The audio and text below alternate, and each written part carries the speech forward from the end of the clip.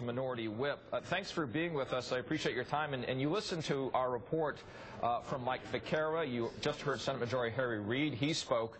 From what you know about the details of this Biden deal, did we get it right? Is there any other detail that you're aware of here? I'm not aware of all the specifics. I think generally you outlined what I've understood is the present status of negotiations. All of us believe, I think, that going over the cliff should not be the option that we follow. But it's been very, very difficult to get any kind of an agreement in this Congress. I don't mean just the last few days, but in this Congress, unfortunately. But giving up is not an option for us. So we have another 13 hours, as has been pointed out. If we can reach agreement, if we can have a unanimous consent in the Senate, I think there is still time to act. But, of course, it's running out very, very quickly. How's the mood? Do you feel good about this, or do you really do believe we're going to go over the cliff here?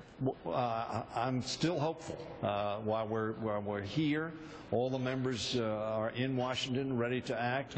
The issue is whether or not we can come to a consensus. The administration, in my opinion, continues to try to make offers that will get to an agreement.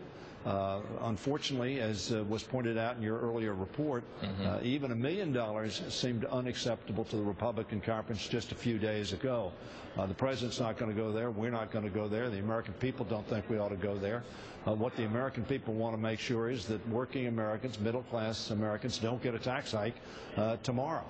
That's been our objective. We have continually offered to vote on a bill if the Republicans would put it on the floor to make sure that nobody under $250,000, I mean nobody, 100% of Americans on their first $250,000 of income would not get a tax increase. Well, speaking of which, Congressman, but we're prepared, obviously, to work together to reach consensus. We know that there are going to be things in there that we probably won't agree with, but that if it gets us to an agreement that precludes working Americans, middle-class Americans from getting a tax hike, precludes those relying on unemployment insurance to put food on their tables, to make sure that they have some confidence that that's going to be available to them. You know, we're prepared to make a compromise. Well, let's talk about compromise and well. concessions. You heard what our reporter Mike Fiscal had said just a moment ago. The deal that the vice president is offering and those different thresholds, 450 is the latest number that we're aware of. The president discussed the issue of concessions he's made so far. He did that in an interview yesterday on Meet the Press. Take a listen. The offers that I've made to them have been so fair that a lot of Democrats get mad at me. I mean, I offered to make some significant changes to our entitlement programs in order to reduce the deficit. All right, we're just listening to a Democrat, Tom Harkin, criticizing the deal so far. The question, and we're speaking specifically of the concessions, perhaps the $450,000 offer that we're aware of coming from Vice President Biden. Are the president and Democrats caving too much? Tom Harkin is expressing that frustration. Well, I think we're all frustrated about that. I think the American people, 60 to 70% of the American people, believe the president was correct in setting the limits at $250,000 and $200,000 for individuals as the cap on making sure that those taxes didn't go out for those Americans making less than that.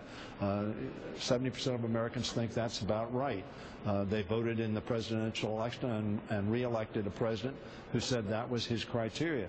But the president understands this is a process where compromise is necessary. The House of Representatives, controlled by the Republicans, clearly has indicated that $1 million was not acceptable to it.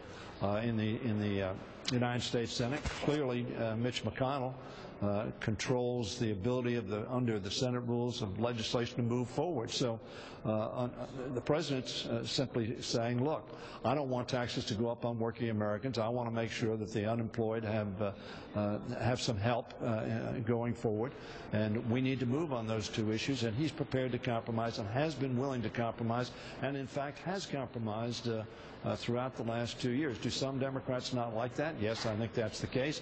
I frankly am not enthusiastic about the compromise that is being talked about today. Would you vote yes on it? But, well, we'll have to see what the final product is, but I think we need to get to compromise. We need to move forward.